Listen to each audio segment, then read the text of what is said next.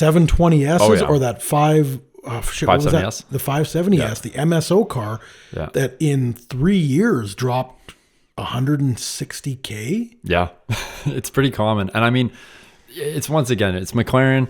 It's their build quality. I believe plays a huge part of it. I mean, the 720S, it's not a secret. It's cheap power, but the interiors are garbage. They're horribly made. I mean, I've seen clips of an A-pillar just falling off. Yeah, the clips that hold it to the actual chassis. You actually do any type of performance driving, or you ride a curb a little bit, it's popping these things off. Yep. And you're speaking with a detailer this week who said he was pulling one onto a driveway, and you could literally hear the dash creaking as it went onto the curb, like on a standard driveway, which is ridiculous. Like that's just. And we know someone who actually had to have McLaren come to his house, send a repair person because the carbon chassis was delaminating. Yeah, it's brutal.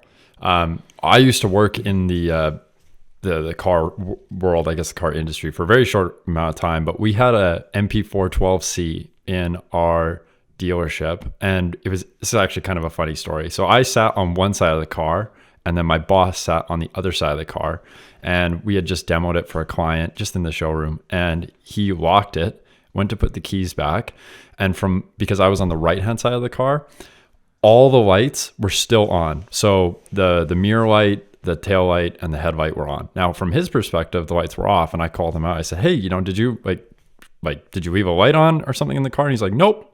He's like, it's off.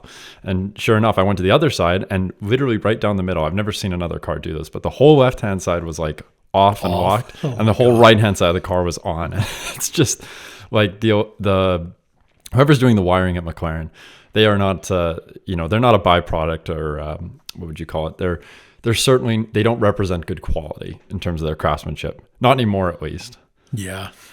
Don't get me wrong, you take them on track and they're really fun. McLaren gives you a great performance package, but I don't know, maybe it's because they've only really been making production vehicles for 14 years now? Yeah, I think the 12C came out in like 2010, 2011, something around there. I'm not a big McLaren fan, so I'll confess I don't know a ton about the cars. I know they all have bi-turbo V8s, and I think now they have a bi-turbo V6 in some of their cars, but from my understanding, it's a really tunable powertrain. Yes. But the 720S, they're throwing rods now. Like they're having massive internal combustion engine failures. So I know a lot of them are on warranty, or they're getting these replacement engines. It's like $100,000 to replace. Wow. So, but yeah, you can get huge power. Downpipes in a tune, easily 800 horse, 900 horse. Yeah. So they're super quick, and the cars are sexy. I won't take anything away. Yeah, if you got a poster on your wall, I get it. If that's your dream car, that's cool. But if that's what you're looking to buy, not as an investment.